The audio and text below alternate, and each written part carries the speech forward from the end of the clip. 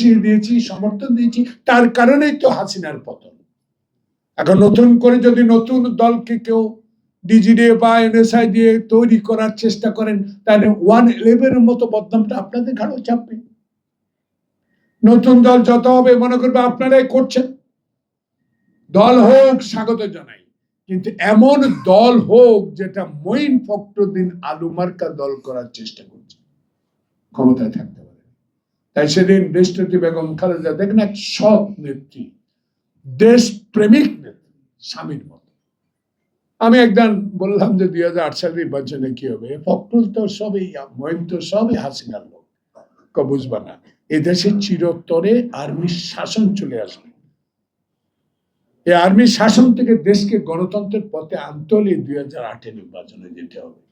আমাকে সিট তো পাবেন না, 10টা পাবেন, 12টা পাবেন, বেশি বুঝো না, আসো নির্বাচন করে।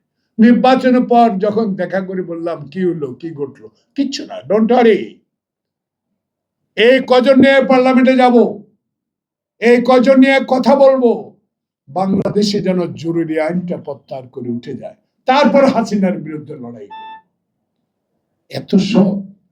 এত সততা।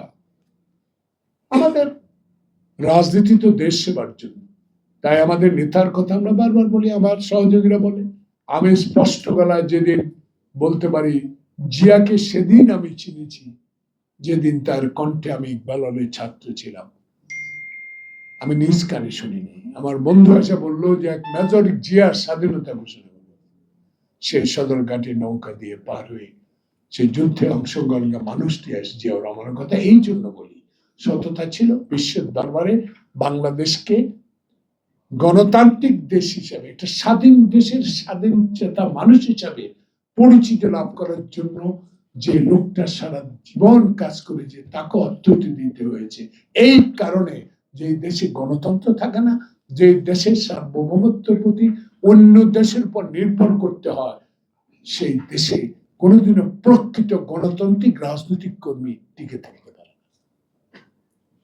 তার বিএনপির তারেক রহমান দেখেন, তার সাথে আমরা ইউনিয়ন পরিষদের প্রতিনিধি সভায় কাজ করার সৌভাগ্য হয়েছে, তখন তার কথাগুলো এত ভালো লাগতো।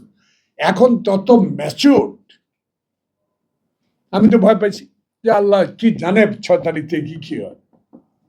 আমি আমার দোড়ায় নির্বাচনী এলাকায় চলে গেলাম, আমি 5 বার এমপি হয়েছি, পরবার একবারও হারিনি। আমার কোনো গুণ নাই, গুণ সব ধানের শীষ, খালেদা জিয়া, তারেক জিয়া, শহীদ জিয়া।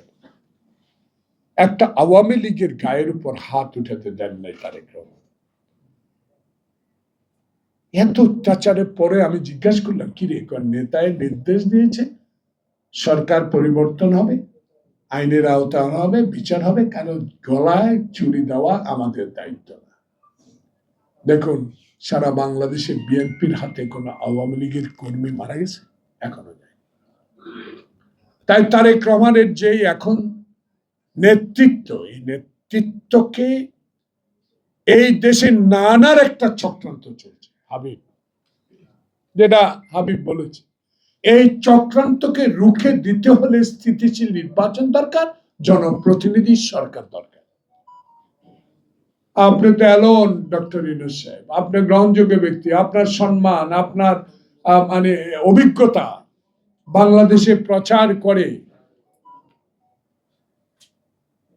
বিশ্বে প্রচার করে, সাহস নিয়ে এগিয়ে যান, কারো কথা কান দিবেন না, শোনার দরকার নাই। আপনি নির্বাচন দেন,